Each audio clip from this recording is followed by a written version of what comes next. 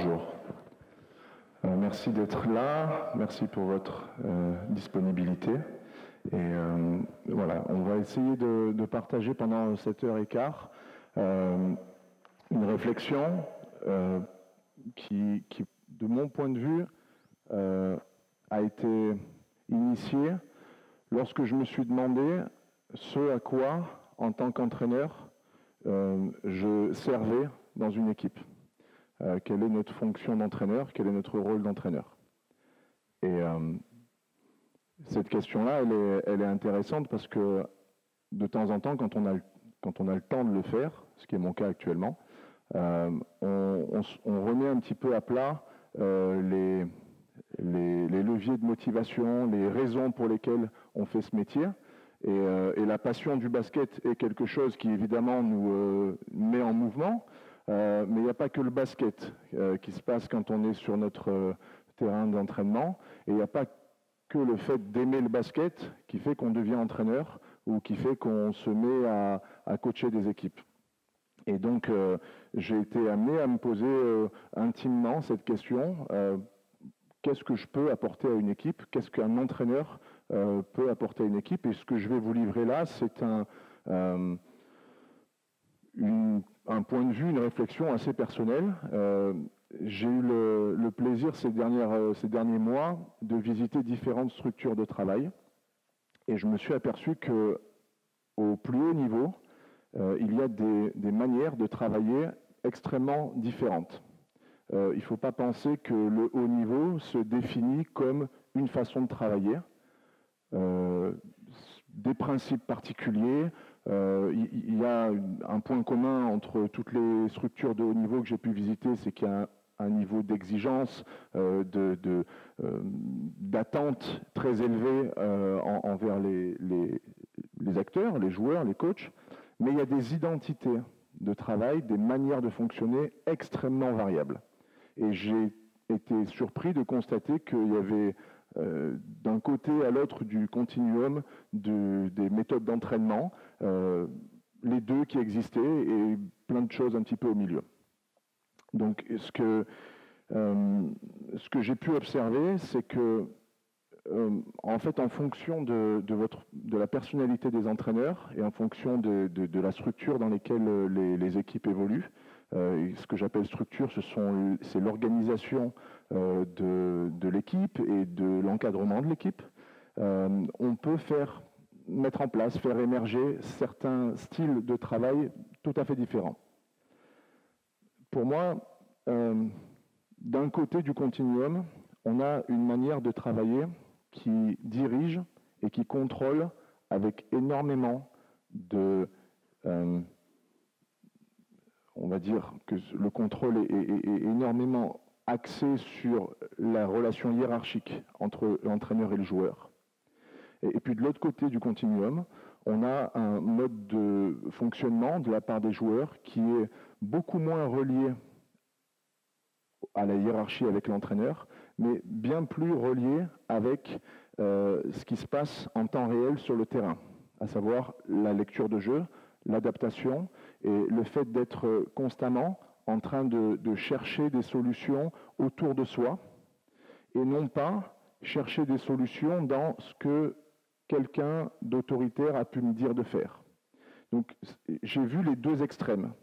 J'ai eu le plaisir de visiter un club dernièrement d'Euroleague dans lequel tout était mis en place pour que les joueurs et les joueuses, puisque c'est un club qui avait des garçons et une section féminine aussi, développent une forme d'autonomie dans la capacité des joueurs à prendre des décisions. Et c'était poussé assez loin et de manière assez cohérente sur l'ensemble du club, des pros jusqu'aux plus jeunes, chez les garçons comme chez les filles. Et puis j'ai vu il y a quelques mois de ça un autre club, toujours du très haut niveau, mais qui fonctionnait d'une manière radicalement opposée. C'est-à-dire que c'était effectivement ce que je vous expliquais précédemment, une sorte de détermination hiérarchique des contenus et des exécutions à faire. Je me garderai bien de vous dire ce qu'il faut faire ou pas faire.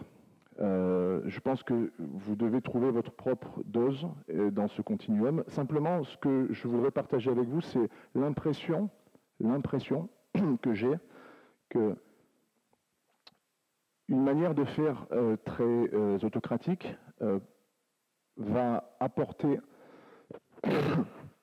une sorte de garantie d'efficacité sur le court terme. Et que dans notre métier, dans notre métier, on a besoin d'apporter à notre équipe des contenus sur lesquels les joueurs peuvent se reposer et dans lesquels les joueurs peuvent avoir confiance ici, maintenant, dès le premier jour.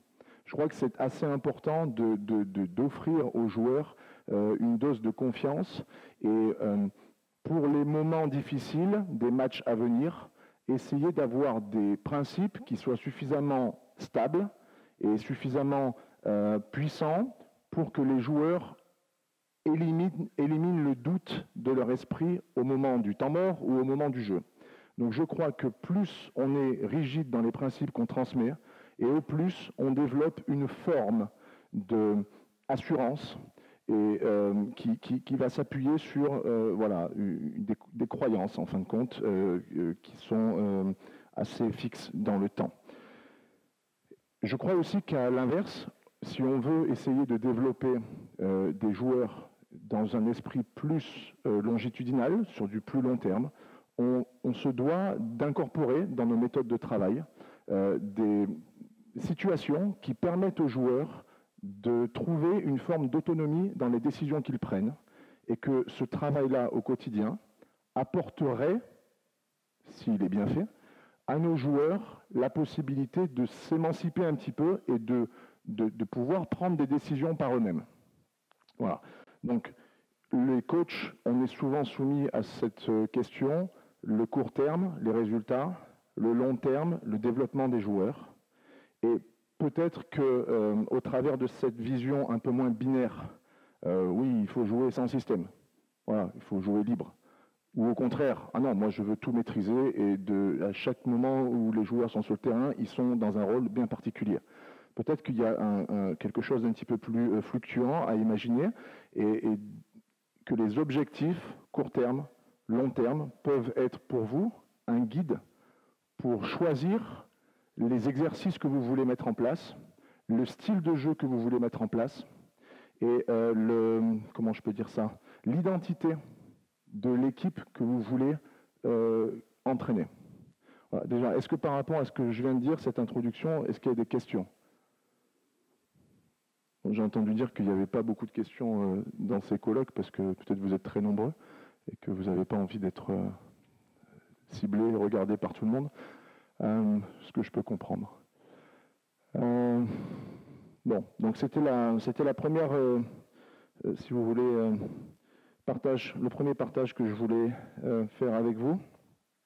La deuxième chose que je voudrais partager avec vous, c'est que donc ce que je vais essayer de vous démontrer aujourd'hui, c'est que les joueurs sont capables, et que nous, entraîneurs, sommes capables d'aider les joueurs à prendre des décisions sur le terrain. Mais pour ça, il faut qu'on soit concerné par cet objectif. Il faut qu'en tant qu'entraîneur, un de nos objectifs soit effectivement d'aider les joueurs à prendre des décisions. Donc, aider les joueurs à prendre des décisions, c'est simplement se dire qu'est-ce que je demande à mes joueurs d'observer et dans quelle mesure je les entraîne à réagir au signal que je leur demande d'observer. Ça, si vous vous posez la question de ce que vous faites à l'entraînement, peut-être que vous pourrez constater que vous ne mettez pas toujours des situations dans lesquelles les joueurs sont amenés à observer un signal, que peut-être vous les aidez à distinguer, et réagir par rapport à ce signal. Ce que j'ai vu à Berlin, qui est le club référence sur lequel j'ai été amené à observer ce type de méthode de travail, c'est qu'effectivement, chaque exercice de dribble, de tir, de passe, intègre une partie de prise de décision, intègre une partie de lecture et intègre une partie de prise d'information visuelle. Donc c'est quelque chose qui m'a paru assez frappant et qui m'a fait écho sur mes méthodes de travail où je me suis dit, tiens, des fois je développe des choses dans lesquelles je ne demande pas aux joueurs de prendre des décisions pendant l'exercice, mais arrivé en match, j'espère que mes joueurs prennent des bonnes décisions. Donc comment je peux espérer que mes joueurs prennent des bonnes décisions si je ne les entraîne pas quotidiennement à percevoir, reconnaître et agir en fonction du signal? Donc c'est dans cette direction-là que je voudrais vous présenter ce colloque-là sur la première intervention. Je ferai une deuxième intervention demain dans laquelle je parlerai davantage du jeu, de l'enchaînement des actions. Donc ça sera demain beaucoup plus sur tout terrain. Aujourd'hui, c'est orienté sur demi-terrain pour donner quelques illustrations. Je suis un fervent défenseur, pour ceux qui ont déjà vu certaines... avec qui j'ai eu l'occasion d'échanger, des entraînements incluant les traversées de terrain. Mais aujourd'hui, pour illustrer quelques petites situations, il y aura beaucoup de situations sur demi-terrain. D'accord ? Ce n'est pas ce que je prône sur un entraînement. Je ne vous conseille pas du tout de faire que du demi-terrain sur l'entraînement. Au contraire, j'ai plutôt tendance à dire le maximum de tout terrain sur un entraînement. Mais on peut de temps en temps intégrer des petites situations sur demi-terrain. Et ce sont ces exemples-là que je vais vous donner. Très bien. Je termine là-dessus. Si on considère que la technique d'un joueur, c'est... Qu'est-ce que c'est que la technique d'un joueur? La technique, c'est quoi? De quoi est faite la technique de dribble? De quoi est faite la technique de tir? De quoi est faite la technique de passe? Quels sont les points communs entre n'importe quelle action technique d'un jeune basketteur? Ou moins jeune d'ailleurs. C'est quoi la technique? Un bon shooter, qu'est-ce qu'il fait? Un bon passeur, qu'est-ce qu'il fait? Et un bon dribbleur, qu'est-ce qu'il fait? Qu'est-ce qu'ils ont comme point commun? La lecture, ça fait partie des décisions à prendre, mais ce n'est pas quelque chose qu'on a d'habitude. Moi, je pense que c'est un point technique, je suis d'accord avec vous, mais souvent, quand on pense à technique, on pense à des choses plus motrices, plus physiques. Qu'est-ce qu'il peut y avoir? Les appuis, donc bien souvent, les appuis, l'objectif des appuis, c'est soit se déplacer, soit s'équilibrer. Donc pour moi, essayez de prendre l'exemple de quelqu'un qui apprend à faire du vélo. Quand j'apprends à faire du vélo, ou quand j'apprends à faire du patin à glace, ou quand j'apprends une nouvelle habileté, généralement ce qui se passe, c'est que, 1, je me crispe, 2, je ne suis pas bien équilibré sur mon objet, sur mon vélo par exemple, et troisièmement, ma tête et mes épaules sont figées. Généralement, quand je commence à apprendre du vélo, ma tête est figée, je suis rétracté sur moi-même et j'ai des problèmes d'équilibre. Pensez que vos jeunes basketteurs, c'est un petit peu la même chose. Quand ils ont le ballon, ils ont tendance à ramener tout au milieu. D'accord? Ça, c'est le niveau 0 de la technique. Ramener le ballon vers le milieu, se crisper et bien souvent perdre l'équilibre quand ils attrapent le ballon. C'est-à-dire qu'ils ont du mal à être stables dans des situations où ils sont un peu perturbés. Et on veut les amener à jouer au basket comme, je pense, la plupart d'entre vous font du vélo aujourd'hui. C'est-à-dire en pouvant tourner la tête, dissocier la tête des épaules, en étant équilibré et en pouvant éventuellement lever un bras ou un autre bras. Donc, dissociation segmentaire, d'accord? Je suis capable de bouger la tête indépendamment des épaules, équilibre et fluidité dans les mouvements. Donc, ce qu'on veut faire au niveau technique, c'est effectivement pousser nos jeunes joueurs à se détendre, d'accord, relâcher un petit peu cette crispation qu'il peut y avoir sur les épaules, etc., dissocier les mouvements et s'équilibrer. Ça, pour moi, ce sont les fondamentaux de la technique. Philippe Hervé a fait un colloque ici l'an dernier, et dans les fondamentaux qu'il mettait en avant, il y avait le non-alignement tête-épaule, je pense qu'il vous en a parlé, donc ça rejoint un petit peu cette idée-là. Il y a aussi la notion d'équilibre, et puis il y a ce qu'il appelle le désaxé. D'accord? Donc en gros, c'est un petit peu ça, cette idée que au niveau moteur, quand on commence, on se crispe, on n'est pas bien équilibré, et la tête est figée sur les épaules. Et le but de l'augmentation du niveau, c'est donc de mettre de l'amplitude dans ce qu'on fait, de gagner de l'équilibre, et de pouvoir bouger la tête indépendamment des épaules et du corps. Voilà. Donc, ça peut être peut-être pour vous un bon moyen d'observer et de reconnaître et de classifier le niveau technique de vos joueurs dans chacune des habiletés tirer, passer, se démarquer, jouer le rebond. Voilà, peut-être que ça peut être des petits outils qui vous permettent de dire, tiens, là, il n'a pas encore réussi à désaxer la tête de l'épaule. Là, il n'a pas encore réussi à mettre de l'amplitude dans ses passes ou de l'amplitude dans ses tirs. D'accord ? Donc ça peut peut-être vous permettre de donner une sorte de notation et de retour d'information à vos joueurs et pour vous, savoir ce dont ils ont besoin encore. Très bien. Je vais faire appel aux joueurs qui sont là. Je vais demander à ceux qui sont sur le banc, les 3 noirs et les 3 blancs, vous pouvez venir sur le terrain. Avec un ballon chacun, pardon. Très bien. OK. Très bien. Vous mettez une colonne avec, là, ici, sur l'intersection raquette et ligne de fond, 3 joueurs, et de l'autre côté, la même chose.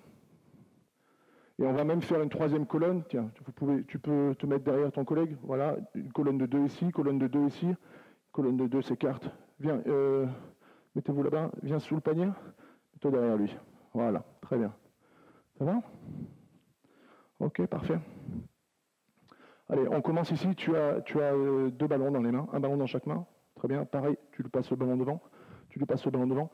Donc, première chose, quand j'apprends à faire du vélo, je bouge tout en même temps, je suis là, je suis complètement associé dans tous les mouvements que je fais. Si je bouge une jambe, je bouge le bras et je suis figé. Donc ce que je veux essayer d'apprendre à mes joueurs, c'est de dissocier les bras, les jambes, la main droite, la main gauche. Donc le travail avec 2 ballons est très intéressant pour ça. Dans un premier temps, la chose la plus facile, ça va être ce que je vais te demander, avancer, d'accord ? Et tu vas dribbler avec les 2 ballons en même temps, jusqu'à la ligne. Allez, jusqu'à ce que tu sors des 3 points, même chose. Pareil en marche arrière. Tu peux faire la même chose. Pareil en marche arrière. Tu passes ton ballon à ton collègue et tu enchaînes. Pareil.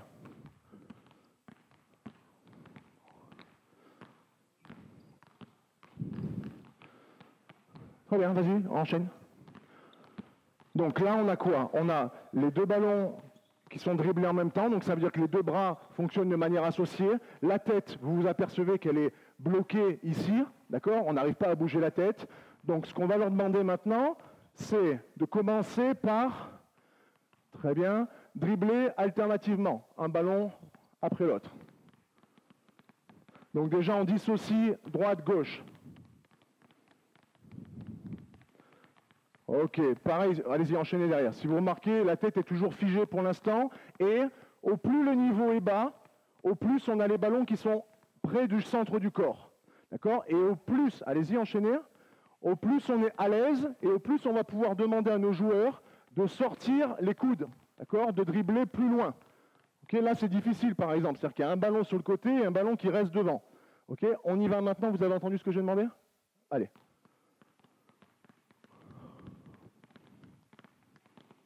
Ok. On enchaîne. Les 2 ballons à l'extérieur. Ouais. Donc là, vous ne le voyez pas de votre point de vue, mais moi ce que je vois, c'est qu'il y a le ballon main gauche qui est au milieu, parce que là, il ne faut surtout pas prendre de risques, et le ballon main droite qui va plus ou moins à l'extérieur. Donc, c'est le plus haut niveau qu'on est ici, là. Vous êtes U18 France, là. OK. On y va maintenant, vous faites la même chose, les 2 ballons à l'extérieur, d'accord ? Et moi, je vais me déplacer, ok ? Je vais me déplacer et je vais vous indiquer, je vais vous indiquer une main levée. Si je lève ma main gauche, ça veut dire que vous allez baisser votre dribble. Donc, si je lève là-bas, vous allez baisser votre dribble. Donc, pour toi, main gauche, et tu vas lever ton dribble main droite. Tu comprends ce que j'essaie de vous faire passer comme... Ok. On y va ? Allez, c'est parti.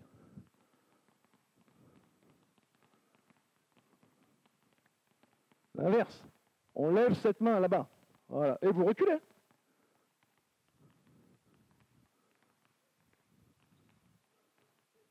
Ok, on enchaîne. C'est pas grave. Enchaîne, continue. Allez, continue. Enchaîne. Allez. Difficile, difficile, difficile. Ah, on enchaîne, on enchaîne.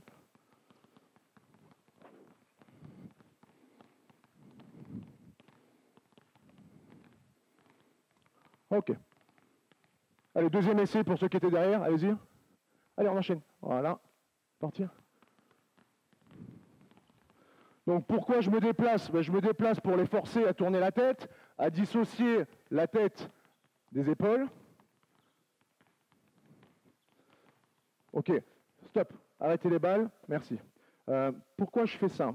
Je fais ça pour, en fait, aujourd'hui, je m'aperçois que sur Internet, il y a énormément de personnes, parfois à bon escient, parfois un peu moins, mais qui montrent des exercices, mais vous avez des farandoles d'exercices, vous avez 1 million d'exercices de ce qu'ils appellent ball handling, machin, etc. Donc en fait, de maniement de balles. Donc, dans un sens, c'est bien, parce que ça vous donne des idées.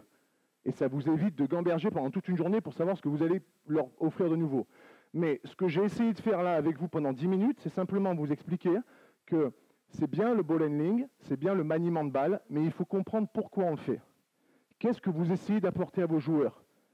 C'est pas tout de faire le tour des plots, parce que qu'est-ce qui se passe quand on fait le tour des plots en dribble? Qu'est-ce qu'on regarde? Hein? Hein? Alors on avait dit qu'augmenter le niveau technique, c'est être capable de dissocier la tête et les épaules. La tête et le sens dans lequel on se déplace. C'est ça qu'on demande aux joueurs, non, quand on veut qu'ils prennent des meilleures décisions. Là, il ne va pas prendre beaucoup de bonnes décisions. D'accord? Donc, c'est bien d'aller regarder sur Internet des exercices techniques. C'est encore mieux d'être capable de les sélectionner par rapport à ce qui vous semble pertinent pour vos joueurs. D'accord? Donc, je voulais simplement vous montrer ça parce que là, vous n'avez rien appris. Vous n'avez rien appris du tout. Vous avez vu quelqu'un qui fait 2 dribbles en même temps et un dribble après l'autre. Merci Espinoza, on n'avait pas besoin de toi pour ça. J'ai simplement essayé de vous dire, au travers des choses très simples, on peut s'interroger sur ce qu'on essaie de développer. Donc, il n'y a pas besoin forcément toujours d'aller chercher de la nouveauté partout. On peut essayer de faire avec des outils simples des choses qui ont du sens. Et le sens que j'essaie de développer, c'est les rendre meilleurs dans leur prise de décision, dans leur lecture de jeu, donc dans leur dissociation segmentaire, donc dans leur coordination, donc dans leur équilibre. L'équilibre, on n'en a pas encore parlé, puisqu'on était dans le même axe. Maintenant, ok, très bien. Maintenant, même chose, sauf que quand je montre un côté, ça veut dire que vous allez accélérer le plus vite possible jusqu'à la prochaine ligne. Jusqu'à la prochaine ligne. Donc pour toi, si je montre ici, la prochaine ligne, c'est la ligne de touche. Pour toi, c'est la ligne de lancer franc. Et tu fais un effort d'imagination. Si tu arrives après, tu considères que cette ligne continue. Je ne veux pas parler des lignes de badminton, parce que voilà, mais tu considères que la ligne de lancer franc, de la raquette, pardon, continue. Pigé? Ouais? Ok. Les ballons alternés. Allez, c'est parti. Top, top, top, top, top, top. Ta ligne, la ligne de la raquette. Voilà, elle est là. Recommence. Pour toi, c'est pareil. La prochaine ligne, c'est la ligne de la raquette. La ligne de la raquette, oui, celle-là. Allez, c'est bon? Parti. Ok, et revenez au milieu après. Revenez au milieu, ok? Ok, et on le fait jusqu'à la ligne médiane. On le fait jusqu'à la ligne médiane. Allez, là. Et reviens au milieu. Et reviens au milieu. Course arrière. Alternatif. Continue à dribbler. Ok, changez. Allez, on y va.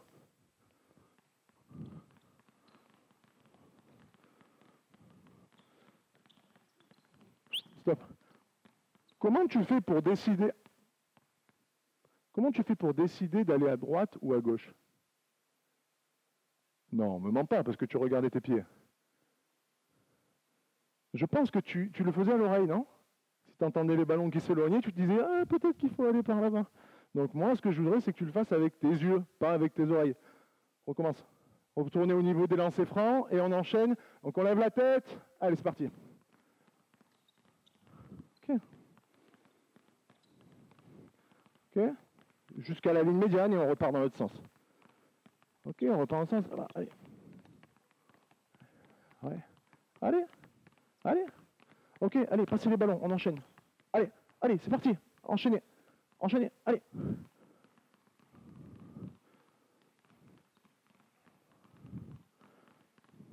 Ok. Stop. Marche arrière, rapidement, remettez-vous aux lignes de fond. Alors, l'équilibre. Comment est-ce que je peux améliorer l'équilibre? Ce que je vais leur demander, c'est quoi l'équilibre? L'équilibre, c'est quand on a le centre de gravité qui est entre les appuis. Ce qui est contradictoire avec quoi? La vitesse. Là, hein, la vitesse.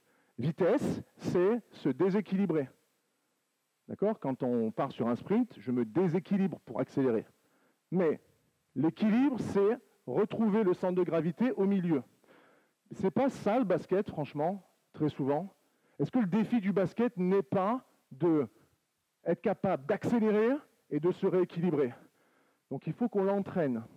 Donc là, ce que je vais vous demander, les joueurs, c'est d'accélérer, revenir au milieu et vous rééquilibrer.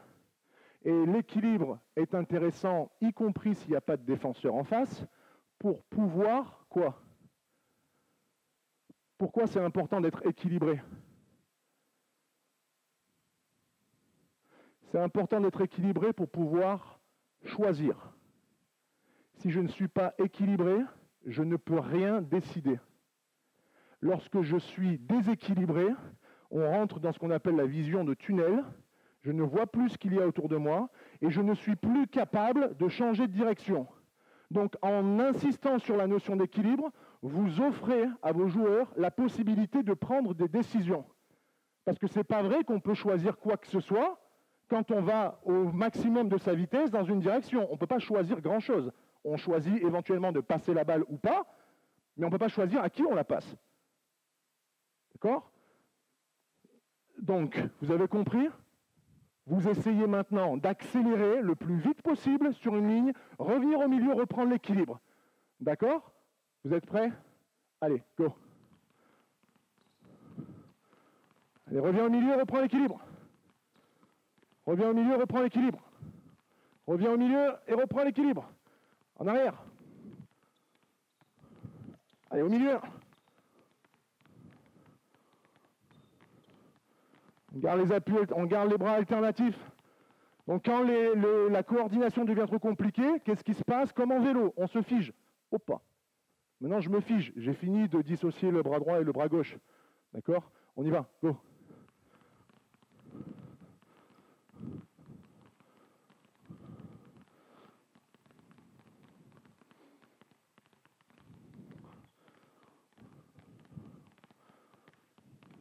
C'est bon?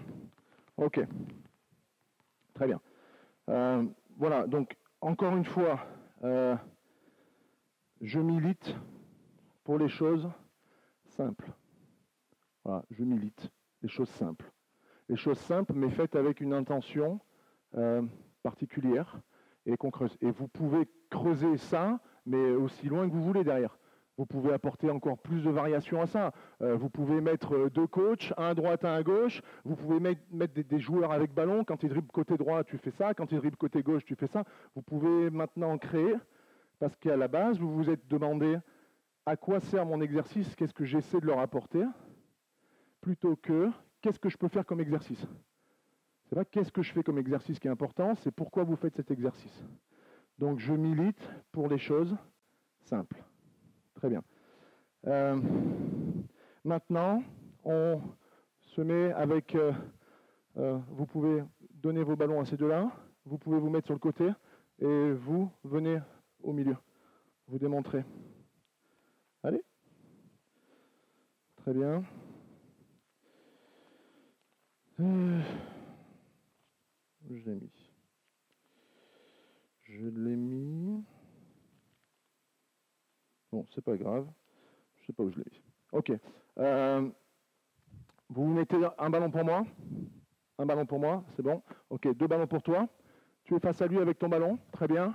Tu vas dribbler, d'accord, alternativement. Droite-gauche, droite-gauche. Très bien. Ok. Tu vas lui envoyer la balle à terre. À terre. Ok. Sur cette main-là. Il va t'envoyer la balle à terre et donc tu vas lui renvoyer direct. Ça va? Simple, main droite pour toi, main gauche pour toi. On y va.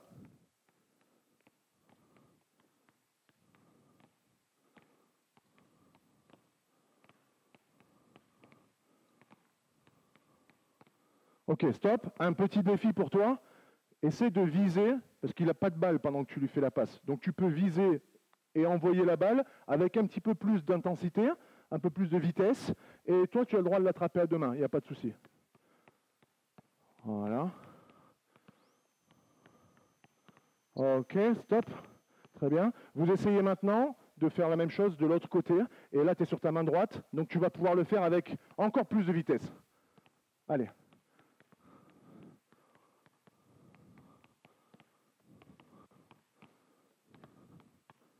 Ok, stop. Donc, niveau de prise de décision, sur 10, on est à 1. C'est-à-dire que je sais exactement ce que je vais devoir faire. Je vais devoir répondre à ce signal-là par cette action-là.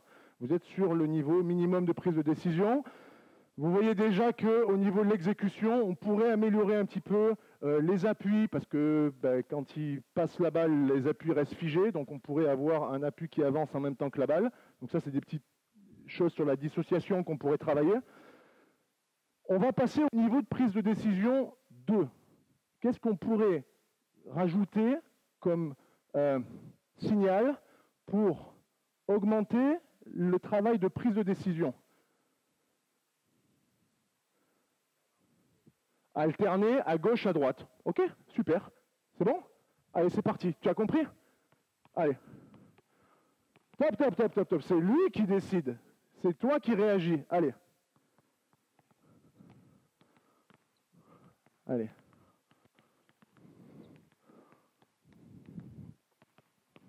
Et pendant ce temps, vous réfléchissez au prochain niveau. Allez. Bon, ok. Alors, vous avez vu déjà que, est-ce que c'est nécessaire d'aller au prochain niveau, sachant que déjà, dans la qualité des passes, on a tout perdu. Mais sincèrement, vous ne trouvez pas qu'en passant un niveau dans la prise de décision, on a diminué le niveau de qualité d'exécution? C'est-à-dire que les passes, elles sont devenues hyper hasardeuses, elles n'étaient plus tendues comme il a réussi à le faire précédemment, parce qu'en fait, on n'a rien changé au niveau de sa mécanique, mais on a changé le couplage entre perception et action. Et déjà, il a perdu en exécution. Donc, quel est l'intérêt, pour moi, en tant qu'entraîneur, de rester bloqué sur boum, boum, boum, juste la mécanique? Il n'y en a pas, puisque dès que je rentre dans la décision derrière à un niveau supérieur, ça foire la mécanique. Je perds de la qualité motrice parce que j'ai augmenté de 1 le niveau de prise de décision. Imaginez-vous par rapport au match. On est loin du match encore. Mais on entraîne la prise de décision. Quelqu'un a une idée pour passer encore un niveau sur la prise de décision? Les joueurs, il y en a un qui a une idée pour que ça soit encore plus dur à décider? Oui, mais déplacer, ce n'est pas forcément une décision. Enfin, déplacer, vous voulez dire réagir ou... Ok, ça peut être quelque chose comme ça. Je vais vous en donner un autre. Alors, voilà ce que je vous propose. Je vais te donner un autre signal à traiter. Maintenant, je vais te dire, tu vas rester comme au départ sur sa main gauche et sur ta main droite, tu restes là-dessus. Et maintenant, il va t'envoyer la balle, soit à terre, et tu lui l'envoies direct, soit il va t'envoyer la balle direct, et tu vas lui rendre à terre. D'accord? Allez-y. Donc, c'est pas plus compliqué, mais je prépare le niveau suivant. Je n'ai pas tenu compte de votre proposition, mais elle est tout à fait valide. Ce que je veux simplement vous dire, c'est que si j'avais mixé tout d'un coup, on serait rentré dans quelque chose d'ingérable pour lui. Donc, j'ai fait une prise de décision avec binaire, il fait ça, tu fais ça, de l'autre côté, et maintenant, je vais faire une prise de décision binaire, mais sur un autre détail. Donc, c'est ce qu'on vient de faire, vas-y. Change de main maintenant, fais-le avec l'autre main. Donc, à terre, voilà, ou bien direct. Oh, ok, super, il a compris. Boum, boum, boum. Très bien. Stop. Maintenant, vous mixez les deux. C'est-à-dire que tu peux lui faire à terre, direct, à droite ou à gauche. Et donc là, on passe le niveau de prise de décision supplémentaire. Allez.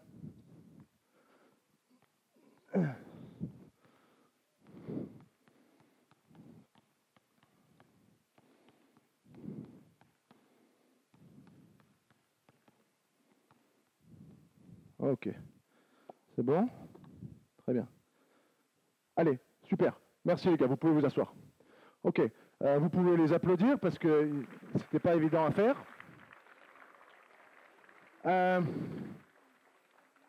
Donc, comme je vous le disais, entraîner la prise de décision, c'est pas simplement dire à vos joueurs, bon bah tu lis et puis tu trouves la réponse quoi.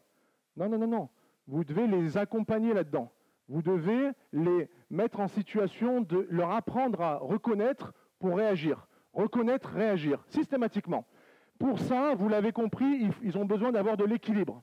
Donc, on se met en situation avec 4 joueurs, pardon. Allez, derrière là, 4. 2 t-shirts noirs, 2 t-shirts blancs. Allez. Très bien. Ok. Les 2 joueurs en t-shirt. Ok. Allez. Toi, tu te mets ici. Là, tu te mets à 2 points intermédiaires. Toi, tu te mets à 2 points ligne de fond. Et remontez un petit peu. Mets-toi à 45 degrés et mets-toi au niveau du coude. Voilà. Parfait. C'est bon. Tu n'as plus besoin de bouger.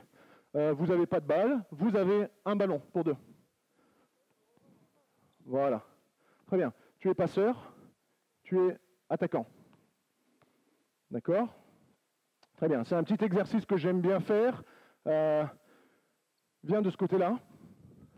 Là, tu as 2 écrans, d'accord? Et tu vas simplement tourner autour des écrans. Donc, tu pars de derrière, d'accord? Et ce que je vais te demander de faire, c'est contourner, d'accord? Contourner par l'extérieur, slalomer et récupérer la balle de l'autre côté. Tu vas tirer. Et quand tu es ici, tu repasses derrière la ligne à 3 points et tu retournes. Contourner, passer derrière et revenir. Là encore, dans un premier temps, aucune prise de décision. Tu as compris? Ok, c'est parti. Vas-y, tu peux commencer à le faire. Alors, pas de prise de décision. Je m'intéresse simplement au côté moteur. Allez, vas-y, tu enchaînes. Voilà, par-dessous. Très bien, et tu remontes. Ok, et maintenant tu essaies de le faire avec... Donc, rappelle-toi, tu viens derrière la ligne à 3 points. Tu vas maintenant mettre de la vitesse dans ton déplacement, et enchaîner sur ton tir. Très bien. Ok, et tu repars. Oui, tu étais bien. Et tu enchaînes. Oui. Ok. Allez, changez le passeur et le tireur. On change passeur-tireur. Enchaîne. Allez, mets la vitesse. Enchaîne.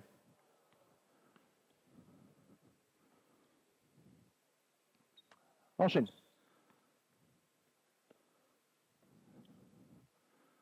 Encore. Stop, stop, stop, stop, stop, stop. Ok, très bien. Donc, au niveau moteur, là, on pourrait aller chercher pas mal de petits détails sur comment gagner de la vitesse. On gagne de la vitesse, demandez aux spécialistes d'athlétisme, en transférant une quantité de mouvement entre le haut du corps et le bas du corps, d'accord? On gagne de la vitesse en enchaînant les appuis, d'accord? Et en orientant les épaules dans la direction où on veut aller. Donc là, on peut le travailler et l'améliorer, déjà rien que la motricité. Mais vous avez compris le but du clinique, c'est de ne pas se contenter de cet aspect-là, changer les porteurs d'écran, changer le passeur et les shooters. C'est de ne pas se contenter de cet aspect-là, mais d'aller chercher la prise de décision. On y va. Alors, est-ce que vous voyez la limite du déplacement de ce joueur de grand gabarit au niveau moteur? Qu'est-ce qui manque? On a dit équilibre, oui, il pourrait se baisser un petit peu, mais ça, on va le voir tout à l'heure. On va lui donner envie de se baisser juste après, vous allez voir. Non, mais pour accélérer. Qu'est-ce qui lui manque pour accélérer, là? Les appuis, mais qu'est-ce qu'il pourrait faire pour aller plus vite? Oui, le haut, les épaules, engager les épaules pour se déséquilibrer. Hop, on change rebondeur-passeur. Engager les épaules pour se déséquilibrer, accélérer, et peut-être utiliser un petit peu plus les bras pour se mettre en mouvement. Ici, là, d'accord? Les bras m'aident à me mettre en mouvement. Et là, on a un joueur qui court avec les bras ici. Mais c'est normal. Rappelez-vous, quand on apprend à faire du vélo, on est comme ça. On est figé, on est au même niveau. Pas au même niveau, mais je veux dire, on a le même problème. On a du mal à désynchroniser, à coordonner le haut et le bas. On y va? Bien. Ah oui. Allez, utilise tes bras pour te mettre en mouvement. Utilise tes bras. Ok, stop. Voilà, très bien. Utilise tes bras pour te mettre en mouvement. Utilise tes épaules pour te mettre dans la direction où tu veux aller. Go. Tes bras et tes épaules. Ouais. Voilà.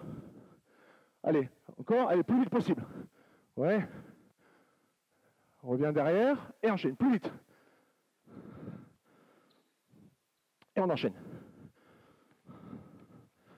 Ok. Ok, très bien.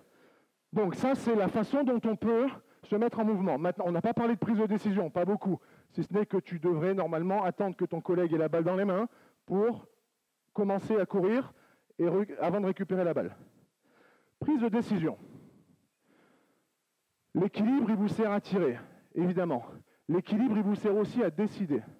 Donc, ce que je vais lui demander, pour pouvoir prendre une décision, qu'est-ce qu'il doit faire de mieux? Qu'est-ce qu'il doit faire de mieux que ce qu'il a fait là pour pouvoir prendre une décision, pour avoir une chance de prendre une décision? Levez la tête. Levez la tête. Parce que pour l'instant, il court avec la tête en bas. Donc, on va inverser le sens dans lequel tu vas courir et tu ne vas plus passer par en dessous, tu vas passer par au-dessus. Tu vas passer par l'intérieur maintenant. D'accord? Tu vas passer par l'intérieur, tu vas revenir, d'accord?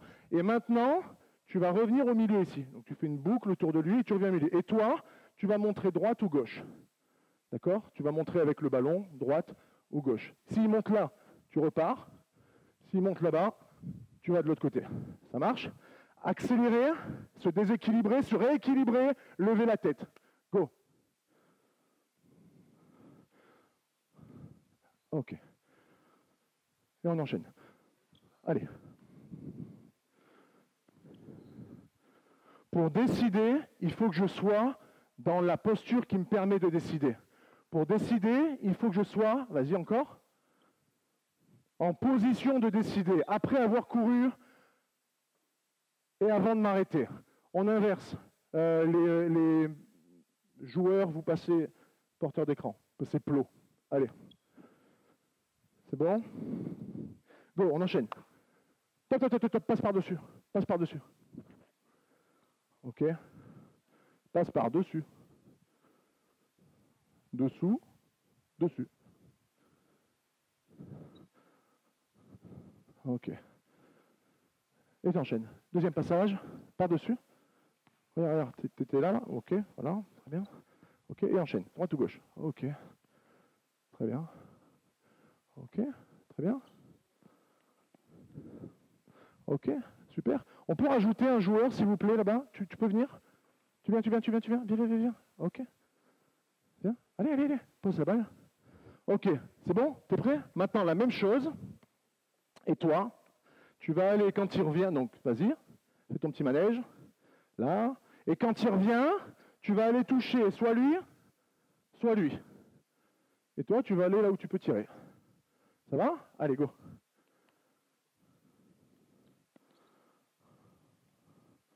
Ok.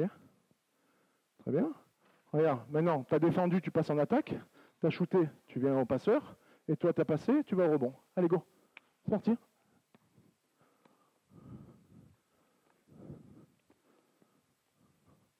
Et on enchaîne. Tu as shooté, tu viens là. On enchaîne. Allez, go. Allez, go.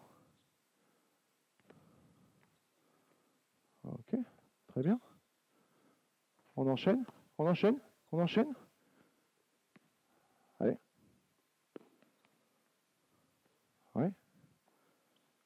Très bien. Ok, maintenant, on repart sur remets-toi au tir, remets-toi en défense. Ok. On repart sur le début, c'est-à-dire tu passes par dessous, d'accord? Tu passes par dessous. Toi, tu le touches, touche-moi la main. Ok. Et au moment où je reviens là, tu vas toucher un autre. D'accord? Tu passes par dessous, tu me touches la main, tu repars derrière la ligne à 3 points, et là tu vas toucher un dégât. Boum, repartir. D'accord? Allez, go. Touche, voilà, et enchaîne. Enchaîne. Après ton... Voilà. Non, non, non, non. Ouais, lui, il est arrivé à la fin. Viens, tu passes par en dessous. Tu passes par en dessous. Mets-toi là. Voilà. Tu passes par en dessous. Toi, commence dans la raquette. Voilà. Va dessous, touche la main, touche un défenseur et enchaîne. Très bien. Allez, on essaie de le faire avec le plus de vitesse possible. OK. Et on enchaîne. Et on enchaîne. OK. Si tu l'as fait du côté droit, du côté gauche la première fois, tu vas le faire du côté droit la deuxième fois. C'est-à-dire que par dessous ici, go, va toucher la main, ressort et lit. OK. Très bien. Encore, on enchaîne.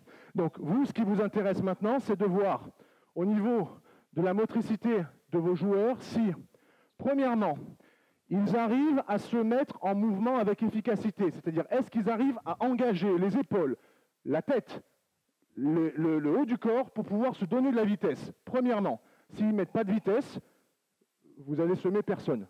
Deuxièmement, est-ce qu'ils sont capables, après avoir fait ça, de se rééquilibrer et d'orienter leur tête d'un côté ou de l'autre pour pouvoir prendre la décision. D'accord? Donc on veut vitesse, équilibre, dissocier, enchaîner. Très bien. Ça va? Maintenant, tu vas faire la même situation, d'accord? Et c'est moi qui vais te donner la balle, ou c'est toi, l'un des deux. D'accord? Donc, c'est-à-dire que quand il va toucher, soit tu me passes la balle, soit tu gardes la balle. D'accord? Pour lui donner le signal, si tu décides de garder la balle, tu la fais rebondir par terre. Et toi, tu prends ta décision. Si la balle elle est dans mes mains, tu viens. Si la balle elle est dans ses mains, tu repars. Toi, toi tu fais. Toi, maintenant, tu le regardes et tu le suis. S'il va là, tu suis par là. S'il va là-bas, tu suis de l'autre côté. Ça va? Go, même départ. Ok, stop, enchaîne. Là, tu dois, maintenant, quand il est ici, c'est bien, voilà, tu viens et tu prends la balle, ok, et tu peux tirer, d'accord, mais tu tires en dehors de la raquette. Ça va? Allez, go. Ok, très bien. Ok. Attaque, défense, défense, rebond. Pardon, défense, attaque, attaque, rebond. Ça va? On y va? Allez. Ok, et on enchaîne. Allez, on enchaîne. Ok. Ok, encore, enchaînez, enchaînez. Allez. Ok, allez, encore un passage chacun. Go.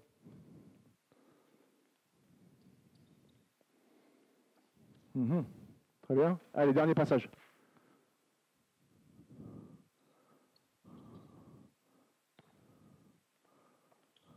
Ok, très bien, très bien. Parfait. Ok, on fait évoluer, on fait évoluer.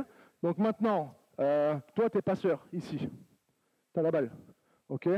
Vous êtes l'un contre l'autre, dans la raquette. Très bien. Tu es écran, tu portes l'écran ici. Non, inversé. Portez-vous les écrans. Toi ici, vous deux dans la raquette, toi là-bas. Allez, c'est bon? Extérieur raquette. Ok, ça va? Très bien. Vous allez, attaquant, défenseur. D'accord? Tu es attaquant, tu es défenseur. Très bien. Vous allez vous démarquer avec l'aide des porteurs d'écran. D'accord? D'un côté ou de l'autre. Vous êtes libre. Ok? Tu es libre de te démarquer où tu veux. Toi, tu dois regarder où je vais, parce que sinon je vais. Ok? Et au moment où je vais sortir, toi tu viens défendre sur moi. C'est d'ici, tu as le droit à 3 essais. C'est-à-dire que tu peux l'attraper, tirer, ou bien la rendre une première fois. Toi, tu renverses ton écran. Tu me reposes un écran sur moi. C'est moi qu'on cible là. Voilà. Ici, tu n'as pas le droit de me la donner dans la raquette. Et ressortir sous le deuxième.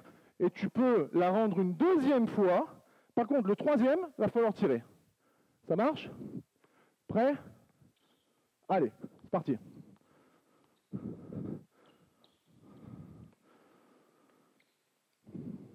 Ok, très bien. Attaque-défense.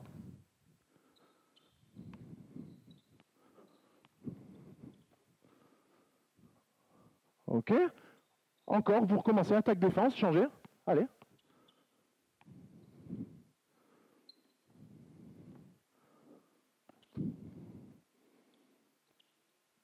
Ok, peut-être qu'il y avait un meilleur truc à faire. Apparemment, il était un peu difficile ce tir pour toi puisque tu n'as pas touché le cercle. Donc peut-être utilise le troisième essai. Allez. Top, top, top, top, top, top, top, top, top. Ah ouais, c'est bon. Qu'est-ce qu'il fallait faire? Porter un écran, d'accord? Les porteurs d'écran, ce n'est pas le thème, mais les porteurs d'écran, vous êtes extrêmement importants pour offrir un démarquage à votre partenaire. Toi, tu as l'habitude qu'on te les porte pour toi, les écrans, en fait. Hein, ah, c'est ça. Allez, go.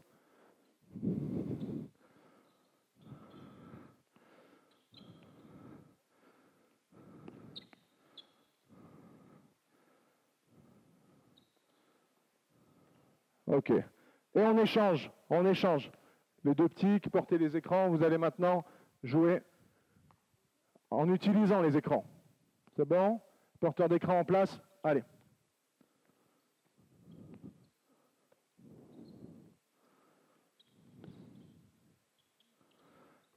Allez, attaque-défense, on commence dans la raquette. Et là, vous voulez vraiment vous débarrasser de votre défenseur, là. Allez. Allez, débarrasse-toi de lui. Oui, tu as droit à 3 essais. OK, deuxième essai. OK, très bien. Où tu veux, à droite ou à gauche? OK. Encore, on enchaîne. Attaque-défense.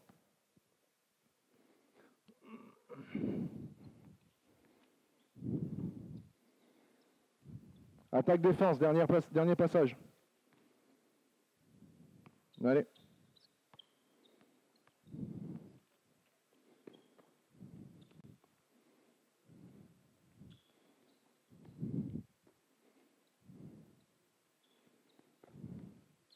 Très bien, très bien. OK. Merci les gars, vous pouvez les applaudir. Alors, est-ce que vous avez remarqué ce qui permet aux joueurs de se démarquer et de prendre la décision derrière de tirer ou pas? Est-ce que vous avez remarqué des petits détails dont on a peut-être parlé juste avant? Qu'est-ce qui faisait bien le dernier là qui est passé, qui s'est retrouvé tout seul là sur le dernier tir? Hein, j'entends pas, il faut parler plus fort. Changement de rythme, et qu'est-ce qui lui permettait de le faire? Comment est-ce qu'il y est arrivé? Non, pour changer de rythme, moi ce que je l'ai vu très bien faire, c'est qu'encore une fois, il y avait équilibre, déséquilibre, accéléré. Et pour pouvoir prendre son tir, il s'est mis en déséquilibre et en équilibre maintenant. Donc cette transition de phase entre course, équilibre, orientation et effectivement derrière prise d'information, d'accord? Vous imaginez bien que dans ce jeu-là, on pourrait envisager, vous pouvez revenir les mêmes? On pourrait envisager maintenant d'enrichir un petit peu ce jeu. On va le faire. Allez, revenez. Très bien. Une fois que les mêmes qui ont terminé. Ce que j'essaie de vous faire passer comme message, c'est que pour bien décider, il faut déjà bien se coordonner, il faut bien bouger. C'est plus facile de décider quand on bouge de la bonne manière, quand on arrive à s'équilibrer, accélérer et bouger la tête indépendamment des épaules. C'est beaucoup plus facile de décider, seulement faut-il les encourager à aller dans cette direction-là, que simplement si on reste un petit peu campé sur ce qui se passe à l'intérieur de son corps, sur l'axe central, là, sur le côté axial, et on ne peut pas décider correctement. Maintenant, quand tu fais... Vas-y, enchaîne. OK, quand tu fais ta passe, très bien. Toi, tu as le droit d'aller marquer un lay-up. Tu as le droit d'aller marquer au panier. Toi, le dernier porteur d'écran, non, tu ne remets pas d'écran. Tu as le droit de te positionner où tu veux dans la raquette pour recevoir le ballon. Donc, tu peux jouer le rebond offensif éventuellement, ou tu peux jouer une ouverture d'angle pour recevoir une passe et enchaîner. Toi, qui n'est pas celui qui a porté le dernier écran, tu deviens défenseur. D'accord? Donc, pareil, 3 essais, passe, retour de passe, 1 fois, 2 fois, au 3e, tu es obligé de jouer. Donc toi, tu veux surtout pas qu'il shoot. D'accord? Tu le cours derrière, tu ne le laisses pas shooter. Surtout qu'il ne shoote pas à 3 points. D'accord? Et toi, tu veux aller marquer soit tir à 3 points, soit dans la raquette. C'est les deux seuls tirs qui te sont autorisés. Ok, on essaye. Ok, le laisse pas tirer, le laisse pas tirer, le laisse pas tirer. Ok, très bien. La passe, on la fait à terre à 2 points. Ou alors direct à 3 points. Pas de passe directe à 2 points parce que, pourquoi? Parce qu'en match, il y a un défenseur ici, et que cette passe-là, elle n'existe pas. Donc éventuellement à terre, elle peut, parce que tu as rarement le grand qui va la prendre, mais direct là, tu ne peux pas. On peut recommencer les mêmes, s'il vous plaît? Go.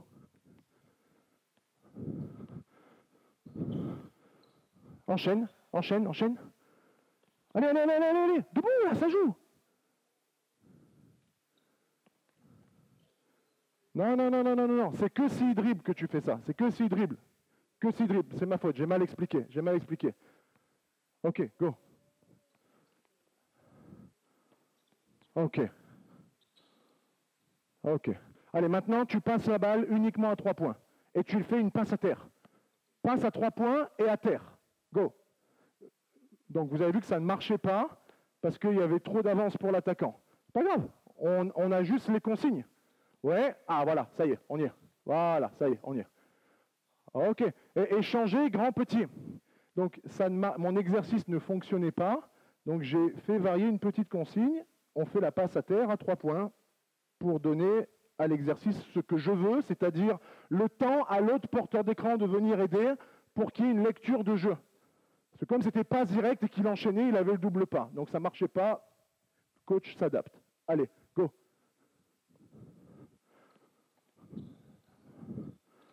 Oui, oui.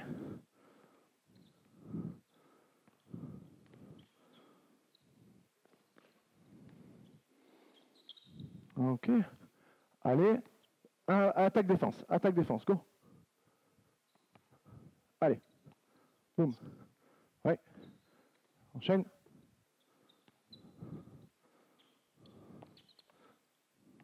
Ok, stop, stop, stop, stop. Le problème, c'est que vous n'avez jamais porté d'écran de votre vie, en fait. Non, mais un minimum. Non?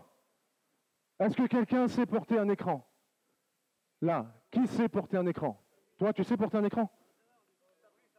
Tu as peur maintenant? Je crois que tu n'avais pas peur, toi. Toi, tu ne sais pas porter d'écran. Tu ne portes pas d'écran. Ok. Qui d'autre sait porter un écran?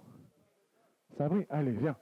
Viens porter un écran. Alors là, à mon avis, ils ont tous montré du doigt le gars. À mon avis, on va avoir un bon porteur d'écran. Merci. Après, vous aurez le droit de passer en... Ok. Allez-y.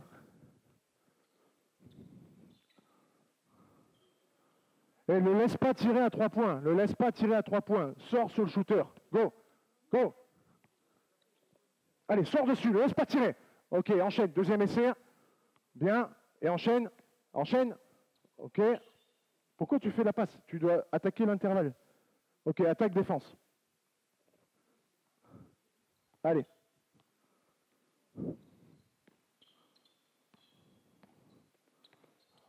Ah, ok. Bon, ma faute. Les deux nouveaux qui sont rentrés, ils sont restés concentrés sur je mets l'écran. Il n'y avait pas la suite. Ok, merci les gars. C'est bon.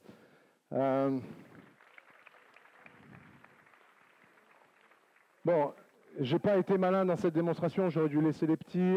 Bon, ok. On n'est pas dans la condition entraînement. Simplement, ce que je voulais vous dire par rapport à ce petit jeu, c'est que, encore une fois, on part de la motricité, on s'intéresse à cette motricité et on stimule les composants de la motricité qui permettent de bouger, s'équilibrer, observer, prendre les informations dans un premier temps. Et ensuite, on va chercher, là il y a il y a beaucoup de détails techniques sur lesquels on pourrait parler, sans même parler des écrans. Mais on peut retrouver tout ce qu'on a dit avant en réalité, c'est-à-dire, tiens, peut-être rajouter la feinte, ça on n'en a pas parlé, d'accord, mais après la feinte, boum, engager les épaules, engager les bras, au moment de la réception, le centre de gravité entre les appuis, c'est des petits détails sur lesquels vous pouvez les stimuler. Mais je reviens encore là-dessus, simple. On parle de choses simples. Et en fait, pendant tout le clinique, on parle des mêmes choses. Changer de rythme, changer de direction, utiliser le haut du corps et le bas du corps de manière dissociée. Ouvrir les angles de passe, ça on va en parler juste maintenant. Maintenant, maintenant j'ai besoin de 4 blancs, 4 noirs sur le terrain. Go. 4 maillots blancs, 4 maillots noirs. Allez. Ok. Ok. 4 maillots blancs, 4 maillots noirs. Et il manque un maillot noir, les gars. Allez. Ok. Est-ce que vous voulez un ballon de basket? Ouais, ben alors, allez prendre. Ok. Tu as un bon porteur d'écran? Parfait. Tu vas commencer l'exercice là-dessus. Ici. Défense. Va défendre sur lui. Mets-toi derrière. Derrière le sort du terrain. Mets-toi derrière la ligne de fond. Ok, commencez derrière la ligne à 3 points. Les noirs en attaque. Maillot noir en attaque. Merci. Ok. Tu es porteur d'écran. Vous recevez les écrans. Tu vas porter écran sur l'un des deux joueurs qui n'a pas la balle. D'accord? Je vais porter écran. Toi, ce qu'on va lui demander, c'est d'attirer le défenseur à l'opposé de l'écran. Pendant que le porteur d'écran vient, voilà, donc je vais te demander de venir avec un angle, c'est-à-dire de ne pas venir tout droit, mais de venir avec un angle, là, au départ, pour que tu donnes le signal à ce joueur-là de donner de l'espace. Et maintenant, tu vas tout droit. D'accord? Donc ça veut dire que tu arrondis ta course dans un premier temps, et maintenant, quand il a fait l'aiguillage, c'est le moment pour toi d'aller tout droit. Boum! Ok. Tu reçois la balle à l'extérieur de la raquette. Donc tu peux monter à 3 points, ou tu peux la recevoir à 2 points intermédiaires. D'accord? D'ici, tu fais ta passe. Ok? Et tu vas enchaîner sur un deuxième écran, celui que tu veux. Ici, par exemple, sur ce joueur-là, allez. Et tu essaies de prendre l'avantage. Tu vas porter un troisième écran, ainsi de suite. On n'a pas le droit de recevoir la balle dans la raquette dans un premier temps. Ça va? On essaye ça? C'est parti. Go.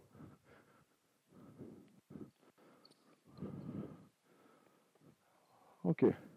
Ok, attaque-défense. Attaque-défense. Toi, tu es le porteur d'écran. Vas-y. Allez, attaque-défense. Allez.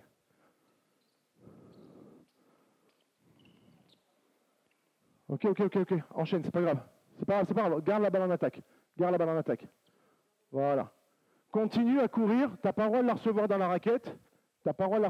Donc continue à courir et reçois-la ailleurs. S'il vient de ton côté, quelque chose, tu vas peut-être le trouver, non? Allez, go. Ouais. Oui, vous jouez. Ok, pas de dribble, voilà, sans dribble. Ok, enchaîne. Passe en dehors de la raquette. Attaque-défense. Ok. Allez.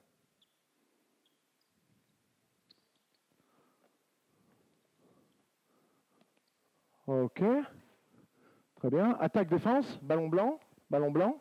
Maintenant, vous passez la balle, soit dans la raquette, d'accord, pour un double pas, soit à 3 points. Raquette ou 3 points, comme vous voulez. Allez, go. Ok. Et tu enchaînes. Raquette ou 3 points. Ok. Pas de dribble.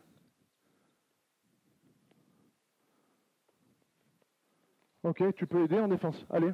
Ils ont marqué, garde la balle. Go. Oui, vous pouvez jouer, bien sûr, vous pouvez jouer. Vous devez jouer.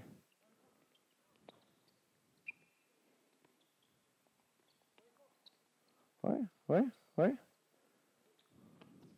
Très bien, regarde. Ok. Ballon noir. On enchaîne.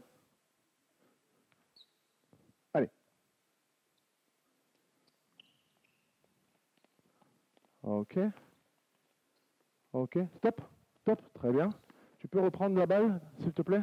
Tu peux remettre la situation que vous venez de jouer? Ok, très bien. Ça, c'est bien. Tu as bien vu que le joueur était ouvert. Vas-y, enchaîne. Ok, stop. Voilà. On a dit ici, là, pas de passe directe. C'est passe à terre. Donc toi, là, ce que tu vas normalement, ce qu'on pourrait apprendre à faire sur un autre bloc de travail, ce serait faire travailler ce joueur-là pour qu'il développe la qualité de passe après feinte. D'accord? Si je cherche à faire des passes à terre dans la raquette, d'accord, je dois feinter pour passer. D'accord? Je peux aussi, balle, je peux aussi feinter pour transférer. Dans tous les cas, ce qu'on va demander maintenant au joueur qui a la balle dans les mains, c'est de lever le ballon au-dessus de ses épaules. D'accord? Dès que vous recevez la balle, ce que je vous demande ici, c'est de relever le ballon au-dessus de vos épaules. D'accord? On est prêt? La balle au-dessus des épaules. Ok, c'est parti. Ok, balle en haut. Balle au-dessus des épaules. Balle au-dessus des épaules. Voilà. Ok. Balle noire. Balle noire. Essayez de la faire à terre. Passe à terre. Dans la raquette, passe à terre. Go.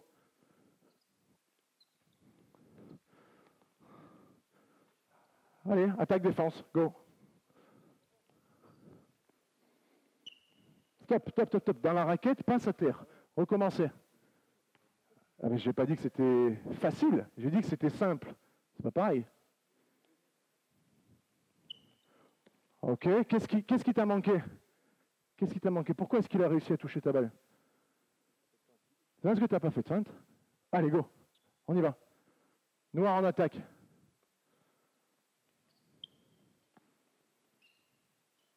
Ok. Enchaînez, encore. Encore, noir en attaque. Allez. Ok.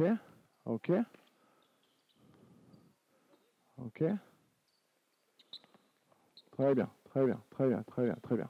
Ok. Noir en attaque encore. On enchaîne. Très bien.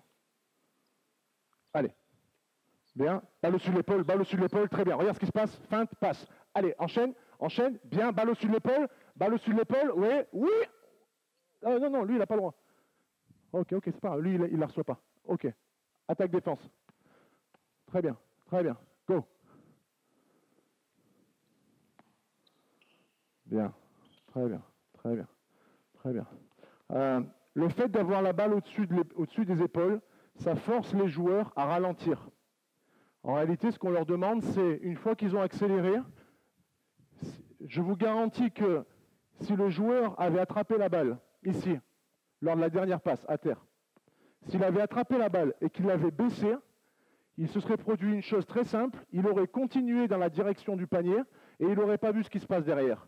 Le fait de le forcer, de lui demander de garder la balle en haut, le fait automatiquement ralentir, d'accord? Puisque en remontant mon centre de gravité, en réalité, je ralentis nécessairement. Et là, ça me permet de voir ce qui se passe. Et en ayant la balle au-dessus de l'épaule, j'ai moins de chances de me faire toucher la balle et je peux enchaîner, feinte, passe, ce que je veux. D'accord? On y va, encore. Ballon au-dessus de l'épaule.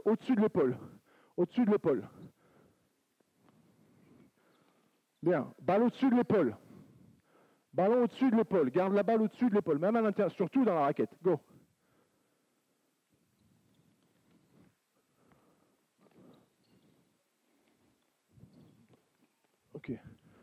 Ok. Bien. Joueur seul, on le touche. Ok. Très bien. Ok. Enchaînez.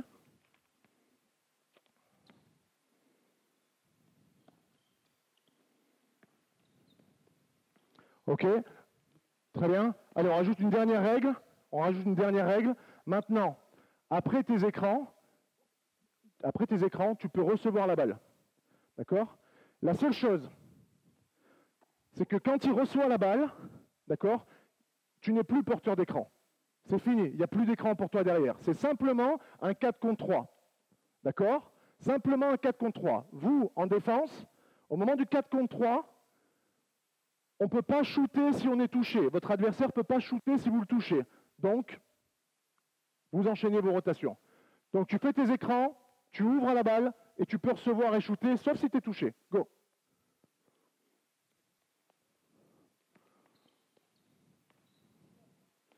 Ok. Allez, balle blanche. Bien battu pour le rebond. Allez, go.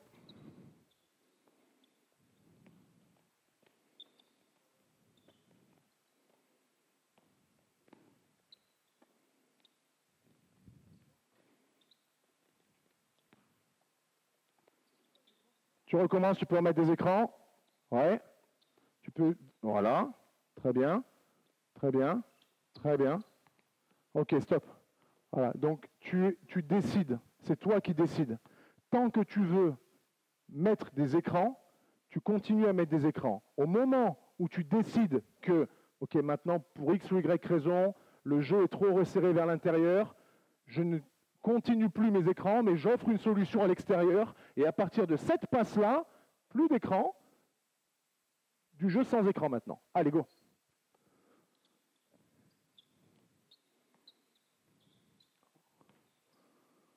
Ok. Et on enchaîne, balle noire. C'est parti, très bien, bien joué, bien joué. Allez, on enchaîne.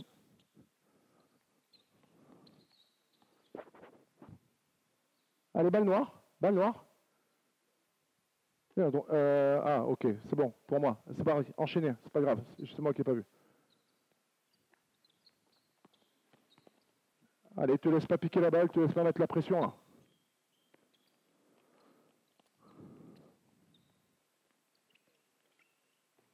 Balle noire, balle noire. Souvent, le plus de chances qu'on a de perdre la balle, c'est quand on joue les passes directes dans la raquette. Les passes directes dans la raquette, c'est les passes au plus haut pourcentage d'interception.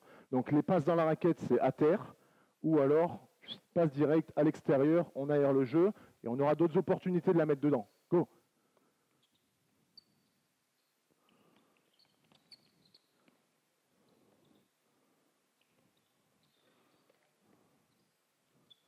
Tu étais frustré de mettre des écrans, il fallait que tu le tires celui-là. Allez.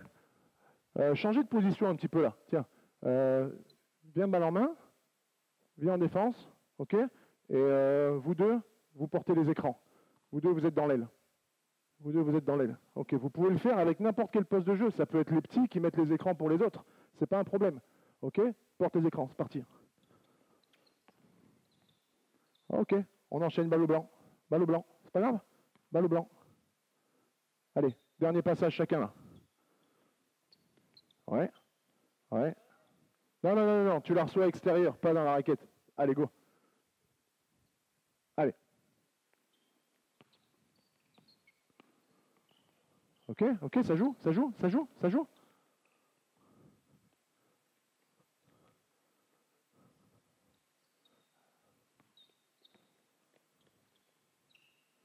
Ok. Balle au noir. Maintenant, même chose, mais sans dribble. Vous n'avez plus droit au dribble. D'accord? Allez, go.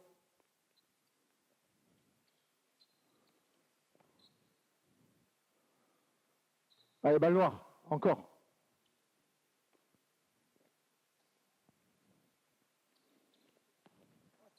Balle blanche. Dernière pour les blancs. Allez, dernier essai pour vous, les blancs.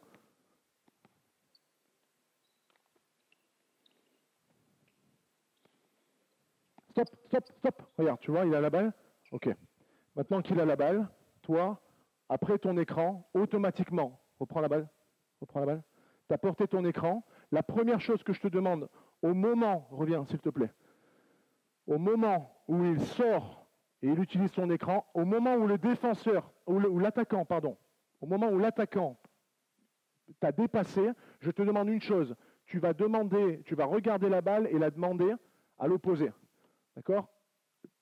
On est la balle. Voilà. Toujours à l'extérieur. Pour l'instant, on est à l'extérieur. Au moment où lui attrape la balle, le gars à qui tu as fait l'écran, au moment où il attrape la balle, tu vas pivoter et ouvrir. D'accord? Donc là, on peut travailler après sur le rôle du porteur d'écran et on peut rentrer techniquement sur la pose d'écran. Go. Partir. OK. OK. Très bien. Très bien. Et on enchaîne. Allez, enchaîne. Écran sur non-porteur. Sur non-porteur. Pas de pick and roll. Écran sur non-porteur. Ouais. Ouais. Alors, regarde ce qui se passe. OK. OK, ça joue. Ah oui. OK, stop. OK, très bien, très bien, très bien, très bien. Reprends la balle. Reprends la balle. Reprends la balle. OK. Tu Tu ouvres comme tu l'as fait? Ouvre comme tu l'as fait? Ok. Qu'est-ce que tu veux maintenant? Tu veux la balle? Ok, demande-lui la balle. Ok, très bien. Recommencez. Les blancs. Recommencez. Allez. Ok, regarde, demande la balle. Ok. Ok, très bien. Ok les garçons, merci.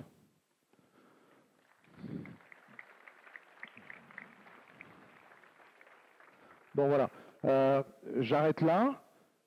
Simplement, ce que je voulais essayer de vous transmettre aujourd'hui, c'était le fait que dans la technique, il y a la motricité, il y a la motricité sur les éléments qu'on a évoqués, donc amplitude, équilibre, dissociation entre la tête et le reste du corps, d'accord?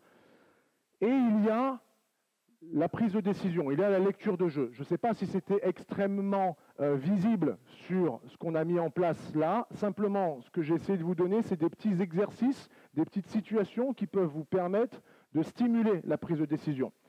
J'espère que vous avez vu aussi dans quelle mesure il n'y a pas besoin d'explorer des situations très diverses pour stimuler la technique de vos joueurs et leur capacité à prendre des décisions. Voilà, j'espère vous avoir filé quelques petits tuyaux qui peuvent vous aider. Je vous remercie pour votre attention et à bientôt.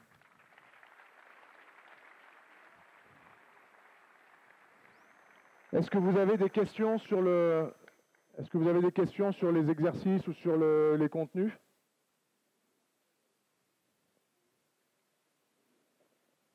Oui. Attends. Oui, s'il vous plaît. Oui. Oui.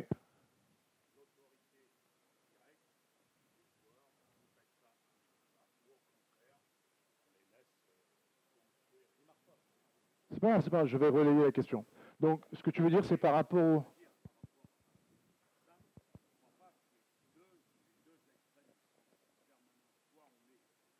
Bien sûr.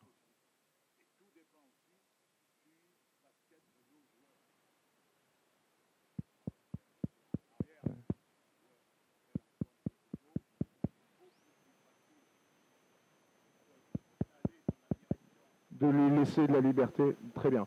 Donc la remarque qui a été faite, c'est que la remarque qui est faite et qui est tout à fait pertinente, qui est très juste et c'est vrai, c'est que ce continuum dont on parlait au départ, mais j'ai bien dit continuum, c'est-à-dire qu'il y a deux extrêmes, mais il y a toutes les palettes au milieu.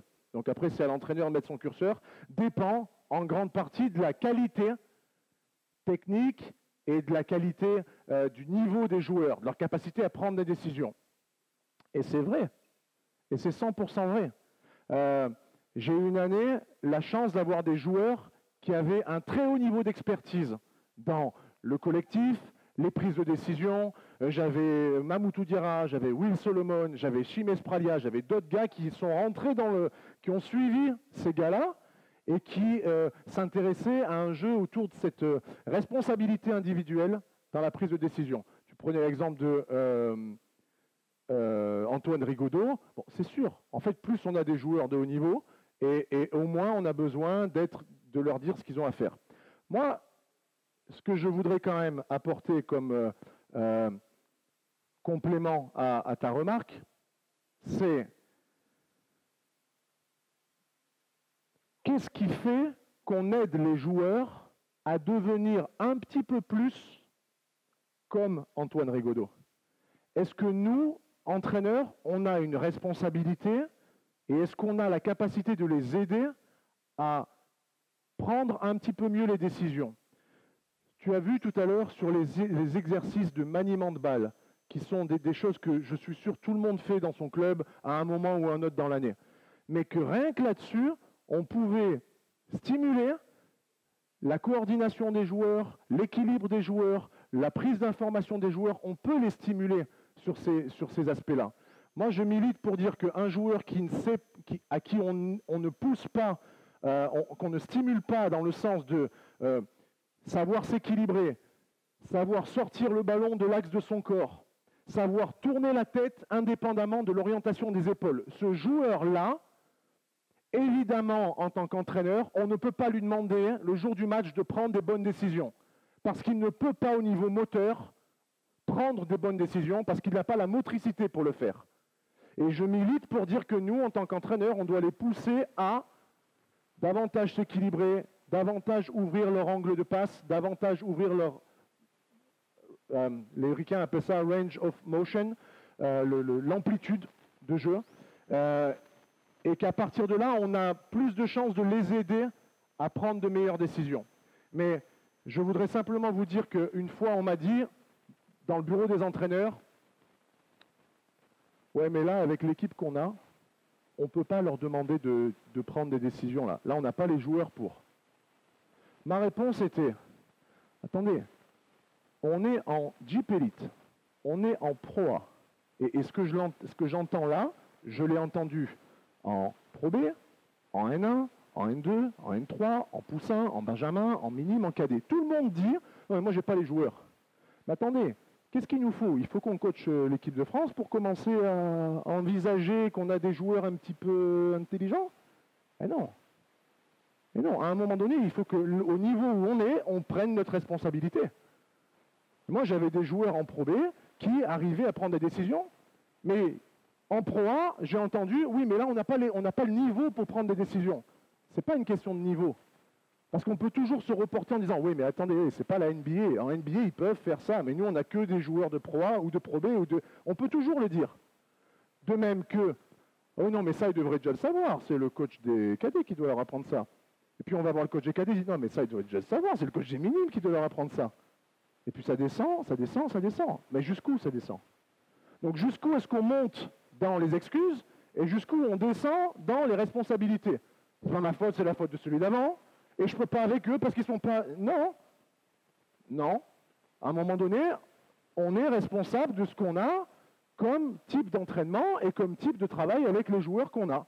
Pro A, Pro B, N1, N2, N3, Benjamin, Poussin, Mini Poussin. Je pense. Et c'est à nous de stimuler ça.